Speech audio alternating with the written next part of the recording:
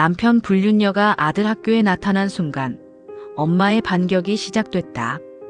여러분, 제 이야기를 들어주시겠습니까? 저는 평범한 가정주부였습니다.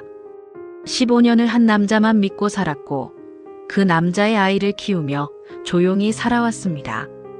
그런데 어느 날 남편의 휴대폰에서 한 통의 문자를 보게 됐습니다.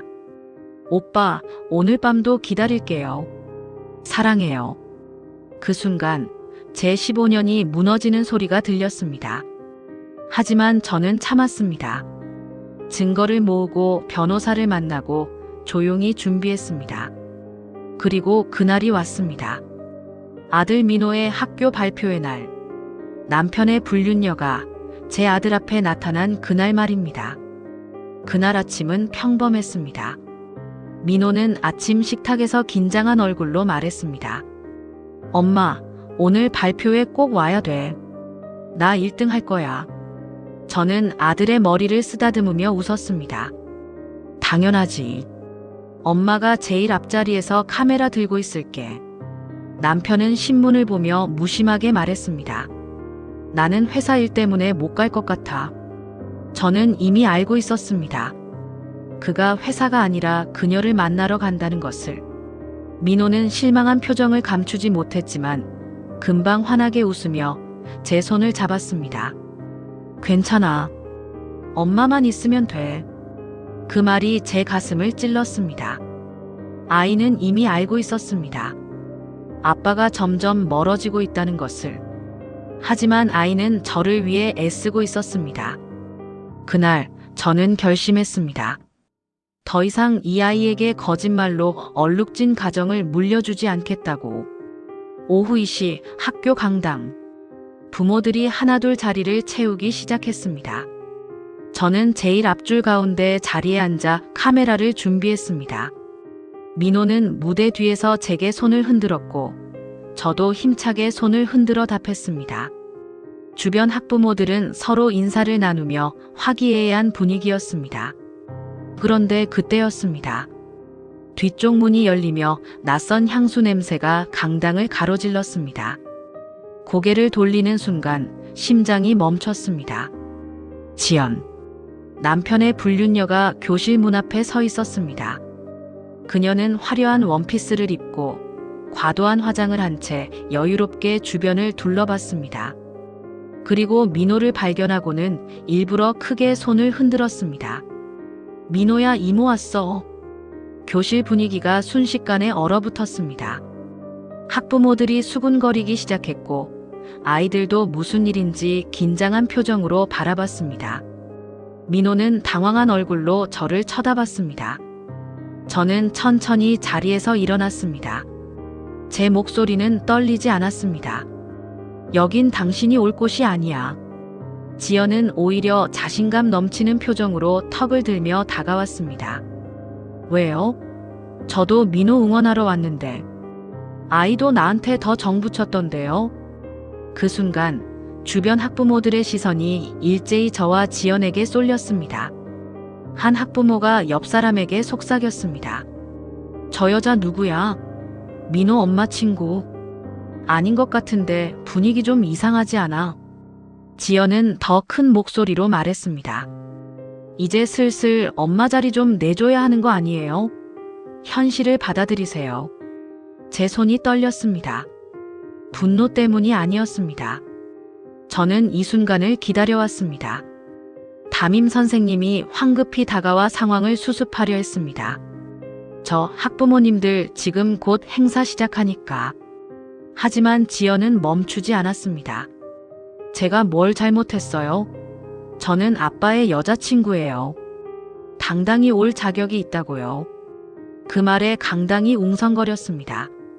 민호는 무대 뒤에서 얼굴이 창백해진 채 울먹이고 있었습니다. 저는 더 이상 참을 수 없었습니다. 하지만 소리를 지르지 않았습니다.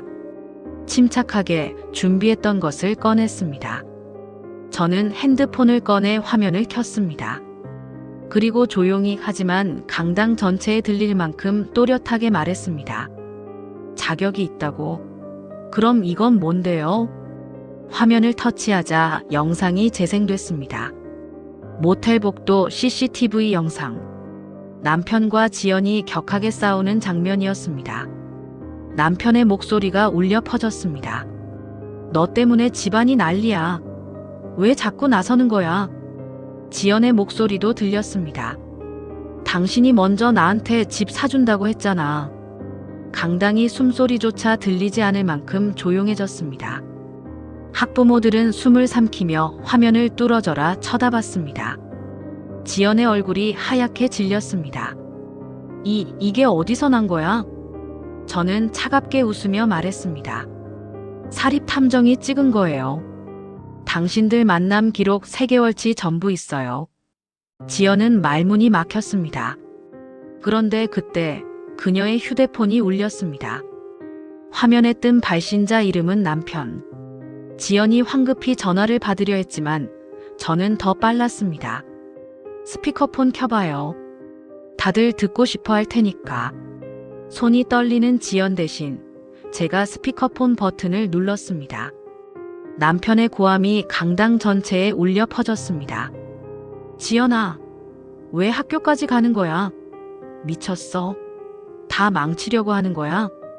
지연은 그대로 주저앉았습니다. 모든 시선이 그녀에게 꽂혔고 속삭임이 강당을 채웠습니다. 헐, 진짜 불륜이었네. 애 아빠가 바람 피운 거야? 민호 엄마 진짜 대단하다. 저는 핸드폰을 주머니에 넣고 마지막 카드를 꺼냈습니다. 여기 계신 모든 분들께 말씀드립니다. 제 목소리는 떨림 없이 강당을 가득 채웠습니다. 저는 이미 이혼 소송을 진행 중입니다. 그리고 이 여자에 대한 상간녀 접근금지 가처분 신청도 내일 바로 제출합니다. 또 다른 녹음 파일을 재생했습니다. 변호사와의 통화 내용이었습니다. 네, 의뢰인님. 증거 충분하니까 위자료는 확실히 받을 수 있습니다. 상간녀 쪽은 접근금지 가처분 내일 바로 신청하죠. 지연은 완전히 무너졌습니다. 얼굴이 새하얗게 질린 채 바닥에 주저앉아 말도 제대로 잇지 못했습니다. 이럴 수가 나는 몰랐어. 그 사람이 다 괜찮다고. 저는 그녀를 내려다보며 차갑게 말했습니다. 몰랐다고요? 기혼자라는 거 뻔히 알면서 접근한 게 당신이잖아요. 그때 무대 뒤에서 민호가 뛰어나왔습니다. 엄마. 민호는 울먹이며 제 품에 안겼습니다. 저는 아들의 머리를 쓰다듬으며 부드럽게 말했습니다. 괜찮아. 엄마가 지켜줄게. 이제 아무도 우릴 괴롭히지 못해. 민호는 고개를 끄덕였고 저는 그 아이를 꼭 안았습니다. 주변 학부모들은 조용히 박수를 쳤습니다. 담임 선생님도 눈물을 훔치며 고개를 숙였습니다. 지연은 결국 아무 말도 못하고 비틀거리며 강당을 뛰쳐나갔습니다. 발표회는 그렇게 시작됐습니다.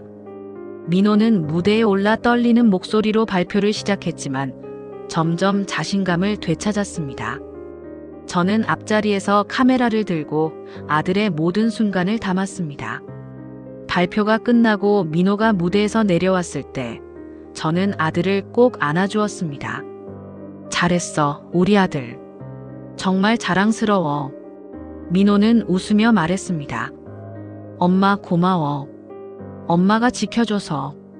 그날 밤 남편에게서 전화가 왔습니다. 저는 받지 않았습니다. 변호사에게 연락해 모든 절차를 진행하라고 지시했습니다. 일주일 후 법원에서 접근금지 가처분이 받아들여졌습니다. 지연은 더 이상 저와 민호에게 접근할 수 없게 됐습니다. 한 달 후 이혼 조정이 성립됐습니다. 위자료와 양육권 모두 제가 가져갔습니다. 민호는 처음엔 힘들어했습니다.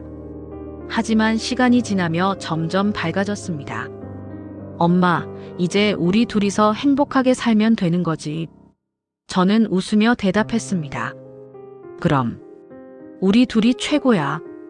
여러분, 제 이야기는 여기서 끝입니다. 저는 더 이상 누군가의 아내가 아닙니다. 하지만 여전히 민호의 엄마이고 제 인생의 주인공입니다. 불륜을 당한 순간 세상이 무너지는 것 같았습니다. 하지만 저는 무너지지 않았습니다. 준비하고 증거를 모으고 참교육했습니다. 혹시 이 영상을 보는 분 중에 비슷한 상황에 계신 분이 있다면 제 이야기를 기억해 주세요. 당신은 혼자가 아닙니다. 그리고 당신은 충분히 강합니다. 지금 당장은 힘들어도 반드시 이겨낼 수 있습니다. 저처럼 말입니다. 이 영상이 도움이 되셨다면 구독과 좋아요 부탁드립니다. 그리고 댓글로 여러분의 이야기도 들려주세요. 다음 영상에서는 더 강력한 사이다 복수 이야기로 찾아뵙겠습니다. 여러분, 끝까지 함께 해주셔서 감사합니다.